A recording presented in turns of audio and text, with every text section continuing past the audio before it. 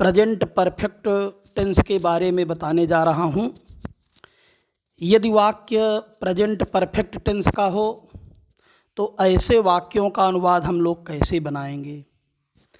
तो यदि हम इस टेंस के वाक्यों का जब अनुवाद बनाने जा रहे हैं तो सबसे पहले हमें यह देखना ज़रूरी है कि हम उस वाक्य की पहचान करें। तो प्रेजेंट परफेक्ट टेंस के वाक्यों की पहचान क्या होगी? तो जिन वाक्यों के क्रियाओं के अंत में चुका है, चुकी है, चुके हैं, चुका हूँ, चुके हो, चुकी हूँ, या है, ई है, ये हैं, आ है, ई है, ए हैं लगा हुआ होता है, वे वाक्य प्रेजेंट परफेक्ट टेंस के होते हैं। इस टेंस की सहायक क्रिया हैज और हैव होती है। एक वचनकर्ताओं के साथ हैज का और बहुवचनकर्ताओं के साथ हम हैव का प्रयोग करते हैं। हमने आपको बार बार बताया है कि एक वचनकर्ता क्या हैं और बहुवचनकर्ता क्या हैं। ही, सी, इट या एक संख्यावाची नाउन एक वचन के कर्ता हैं, उनके साथ हैज का प्रयोग करेंगे। आई, वी, यू, दे या दो से अधिक संख्यावाची नाउन बहुवचन के कर्ता हैं और उनके साथ हम लोग हैव का प्रयोग करते हैं। वाक्य की पहचान के उपरांत अब हम लोग अनुवाद बनाने जा रहे हैं। तो अनुवाद हम कैसे वाक्यों का बनाएंगे? तो सबसे पहले हम लोग देखने जा रहे हैं अफर्मेटिव सेंटेंस। अफर्मेटिव क्या है? वह वाक्य जिसमें न तो नहीं का प्रयोग हो ना ही प्रश्नवाचक शब्दों का प्रयोग हो, वह वाक्य हमारा अफर्मेटिव सकारात्मक वाक्य कहलाता है।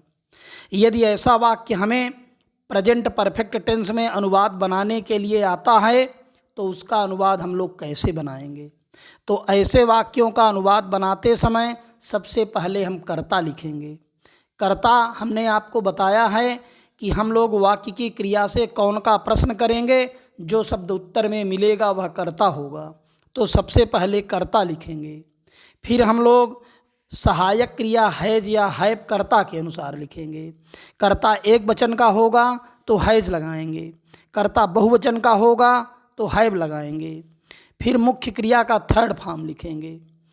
मुख्य क्रिया हमेशा वाक्य के अंत में होती है। फिर हम लोग ऑब्जेक्ट लिखेंगे। ऑब्जेक्ट की पहचान के लिए हमने आपको बताया था कि हम लोग किसको और क्या का प्रश्न करेंगे। इन शब्दों के उत्तर में जो शब्द मिलता है वह ऑब्जेक्ट कहलाता है। ऑब्जेक्ट को लिखने के बाद यदि और कोई शब्द बचे हुए होते हैं तो उनका प्रयोग हम लोग अंत में कर देते हैं। फार्मूला देख लीजिए। सबसे पहले सब्जेक्ट लिखते हैं, फिर सहायक क्रिया हैज या हैव कर्ता के अनुसार लिखते हैं, फिर मेन वर्ब का थर्ड फॉर्म लिखते हैं, फिर ऑब्जेक्ट लिखते हैं और अंत में हम अन्य शब्दों का प्रयोग कर देते हैं। उदाहरण लेकर देखिए, लड़के विद्यालय जा चुके हैं। तो सबसे पहले हम वाक्य की पहचान के लिए वाक्य के अंत में जाएंगे। लिखा है चुका है, चुकी है, चुके हैं, इसका मतलब वाक्य प्रेजेंट परफेक्ट टेंस का हुआ। न तो नहीं लगा है न प्रश्नवाचक शब्द हैं, इसका मतलब वाक्य अफर्मेटिव हुआ। तो अफर्मेटिव के फार्मूले को लगा देते हैं। तो सबसे पहले हम लोग कर्ता लिखे बॉयज। बॉयज बहुवचन में है तो हम लोग सहायक क्रिया हैव लगाए। फिर मुख्य क्रिया का थर्ड फॉर्म गान, गो वेंट गान, गान लिखे। फिर विद्यालय स्कूल लिखे। तो बन गया boys have gone to school. दूसरा उदाहरण है वह गीत गा चुका है। अंत में लिखा है चुका है, चुकी है, चुके हैं, चुका हूँ, इसका मतलब वाक्य प्रेजेंट परफेक्ट टेंस का हुआ। न तो नहीं लगा है न प्रश्नवाचक शब्द, इसका मतलब वाक्य अफर्मेटिव हुआ। तो हम अफर्मेटिव का फार्मूला अडॉप्ट कर देंगे। सबसे पहले कर्ता लिखे ही एक वचन में है तो सहायक क्रिया लगाए हैज। मुख्य क्रिया का थर्ड फॉर्म लिखे सिंग, सैंग, संग, संग लगा दिए। फिर क्या गा चुका है? गीत गा चुका है, लगा दिए असंग। बन गया ही हैज संग अ सांग। अब हम लोग देखने जा रहे हैं कि यदि वाक्य निगेटिव हो, नकारात्मक हो, अर्थात उसमें न, नहीं या मत का प्रयोग किया गया हो, तो ऐसे वाक्य का अनुवाद हम लोग कैसे बनाएंगे। यदि वाक्य निगेटिव हो, प्रेजेंट परफेक्ट टेंस का हो, तो ऐसे वाक्य का अनुवाद बनाते समय सबसे पहले हम लोग कर्ता लिखेंगे, फिर सहायक क्रिया हम लोग हैज या हैव इसी कर्ता के अनुसार लिखेंगे। अगर कर्ता एक वचन का तो हैज लगाएंगे, कर्ता बहुवचन का तो हैव लगाएंगे, फिर नाट लिखेंगे, फिर मुख्य क्रिया का थर्ड फॉर्म लगाएंगे, फिर ऑब्जेक्ट लिखेंगे और अंत में हम अन्य शब्दों का प्रयोग कर देंगे। फार्मूला देख लीजिए। सबसे पहले सब्जेक्ट, फिर सहायक क्रिया हैज या हैव, फिर नाट, फिर मुख्य क्रिया का थर्ड फॉर्म, फिर ऑब्जेक्ट और अंत में अन्य शब्दों का प्रयोग करते हैं। उदाहरण लेके देख लीजिए। वे पुस्तक नहीं पढ़ चुके हैं, तो सबसे पहले अनुवाद बनाते समय वाक्य के अंत में जाएंगे। अंत में लिखा है चुका है, चुकी है, चुके हैं, चुका हूँ, इससे हमारी टेंस की पहचान होती है। फिर हम वाक्य को पढ़ते हैं, नहीं लगा है, इसका मतलब वाक्य हमारा प्रेजेंट परफेक्ट टेंस का निगेटिव सेंटेंस है। अब प्रेजेंट परफेक्ट टेंस के निगेटिव का फार्मूला हमारे पास है, हम फार्मूले को लगा देंगे। सबसे पहले कर्ता लिखे, कर्ता दे लगा दिए, दे बहुवचन में है इसलिए हैव लगाए, फिर फार्मूले के अनुसार नाट लगा दिए, मुख्य क्रिया का थर्ड फॉर्म रेड लगाए, रीड रेड रेड, पढ़ा जाता है रेड और लिखा जाता है रीड ही, स्पेलिंग वही होती है रीड रेड रेड, तो रेड लिखे। क्या नहीं पढ़ चुके, पुस्तक, तो हम लोग लगा दिए बुक, तो बन गया they have not red a book. Radha खेल नहीं खेल चुकी है, अंत में लिखा है चुका है, चुकी है, चुके हैं, चुका हूँ, इसका मतलब वाक्य प्रेजेंट परफेक्ट टेंस का हुआ। नहीं लगा है मतलब वाक्य निगेटिव है, तो निगेटिव का फार्मूला लगा दीजिए प्रेजेंट परफेक्ट के।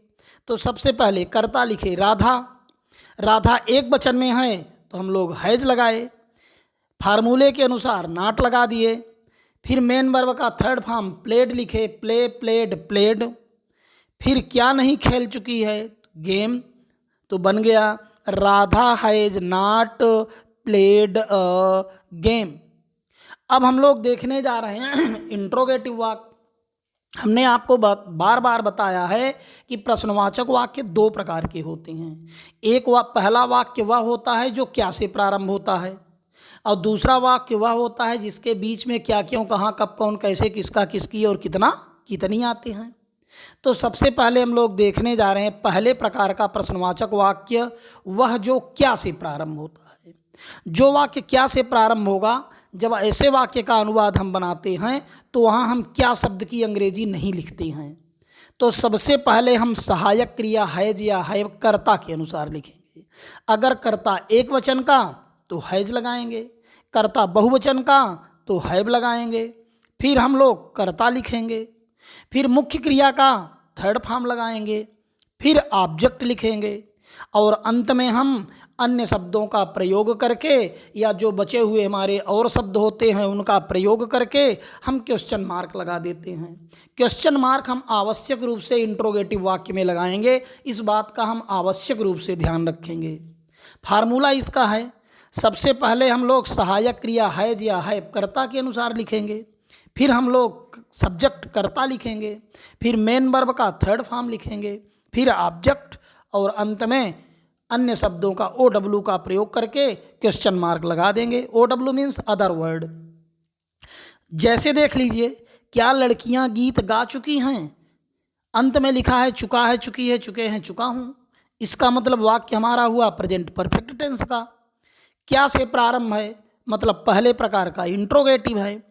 तो देख लीजिए स्ट्रक्चर के अनुसार, फार्मूले के अनुसार सबसे पहले हम लोग लड़कियां बहुवचन में है इसलिए सहायक क्रिया हैव लगाए, फिर गर्ल्स लिखे, फिर हम लोग मेन वर्ब का थर्ड फॉर्म लगाए, सिंग संग संग संग लगा दिए, क्या गा चुकी हैं गीत तो असांग लगा दिए, बन गया हैव गर्ल्स संग अ सांग और अंत में हम लोगों ने क्वेश्चन मार्क लगा दिया। एक उदाहरण और देख लीजिए, क्या राधा अपना काम कर चुकी है, तो यहाँ भी वाक्य क्या से प्रारंभ है और अंत में चुका है, चुकी है, चुके हैं, इसका मतलब वाक्य प्रेजेंट परफेक्ट टेंस का पहले प्रकार का इंट्रोगेटिव है।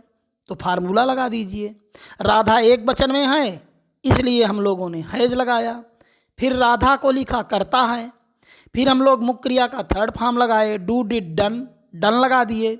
अब अपना काम, हमने आपको पहले ही बताया था कि अपना शब्द की अंग्रेजी हमेशा कर्ता के अनुसार बदलती रहती है।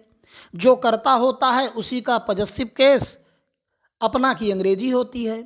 अगर कर्ता आई तो अपना की अंग्रेजी माई, अगर कर्ता वी तो अपना की अंग्रेजी अवर, अगर कर्ता यू तो अपना की अंग्रेजी योर, अगर करता ही तो अपना की अंग्रेजी हिज, अगर करता सी तो अपना की अंग्रेजी हर, अगर करता इट तो अपना की अंग्रेजी इट्स, अगर करता पुल्लिंग एक वचन हुआ तो अपना की अंग्रेजी हिज होगी, अगर स्त्रीलिंग एक वचन तो अपना की अंग्रेजी हर होगी, अगर नपुंसक लिंग एक वचन तो अपना की अंग्रेजी इट्स होगी, अगर नाउन बहुवचन में है चाहे वह स्त्रीलिंग पुल्लिंग नपुंसक लिंग कोई हो तो अपना की अंग्रेजी देयर होगी।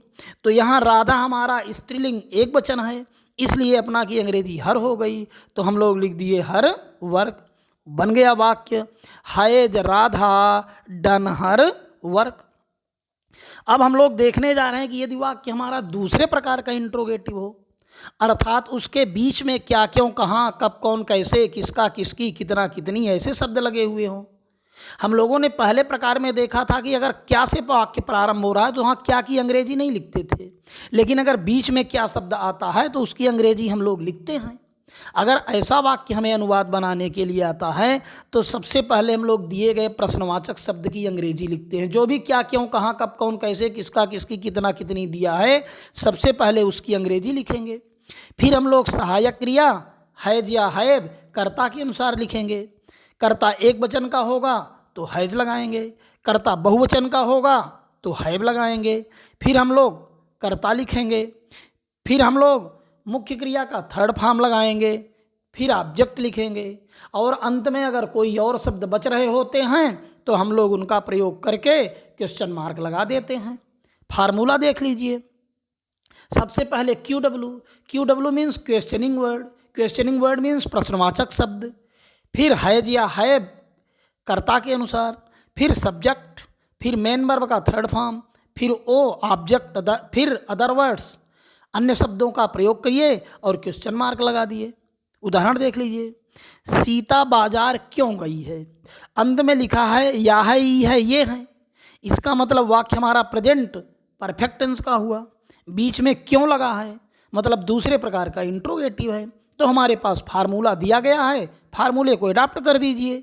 सबसे पहले क्यू क्यों की अंग्रेजी लिख दिए व्हाई, सहायक क्रिया हैज या हैव कर्ता के अनुसार तो सीता एक वचन में है हैज लगा दिए, फिर सीता करता है तो सीता लिख दिए, फिर मुख्य क्रिया का थर्ड फॉर्म गान लगा दिए, फिर कहाँ गई है बाजार तो हम लोग मार्केट लिख दिए। तो बन गया व्हाई हैज सीता गान टू मार्केट और अंत में क्वेश्चन मार्क लगा दिए। फिर है तुम विद्यालय कब गए हो, अंत में लिखा है या है ई है ये है, इसका मतलब वाक्य हमारा प्रेजेंट परफेक्ट का हुआ। कब लगा है मतलब दूसरे प्रकार का इंट्रोगेटिव है तो फार्मूला लगा दीजिए। सबसे पहले हम लोग क्यू लिखे, क्यू कब है कब की अंग्रेजी व्हेन लगा दिए, तुम बहुवचन का करता है तो हैव लगा दिए, फिर हम लोगों ने करता यू लिख दिया, फिर मेन वर्ब का थर्ड फॉर्म गान लगा दिया, फिर विद्यालय स्कूल लगा दिया, अब क्वेश्चन मार्क लगा दिए। बन गया वाक्य हमारा व्हेन हैव यू गान टू स्कूल, क्वेश्चन मार्क लगाए। इसका मतलब कि यह वाक्य हमारा दूसरे प्रकार का इंट्रोगेटिव था तो हम लोगों ने क्यू से वाक्य को प्रारंभ किया था। आज की क्लास को हम लोग यहीं पर समाप्त करते हैं। यदि वीडियो आपको पसंद आया हो तो लाइक और सब्सक्राइब करिए। ध्यान यह रखेंगे कि हम अगली कक्षा में आपको प्रेजेंट परफेक्ट कंटीन्यूअस टेंस के बारे में बताएंगे। धन्यवाद।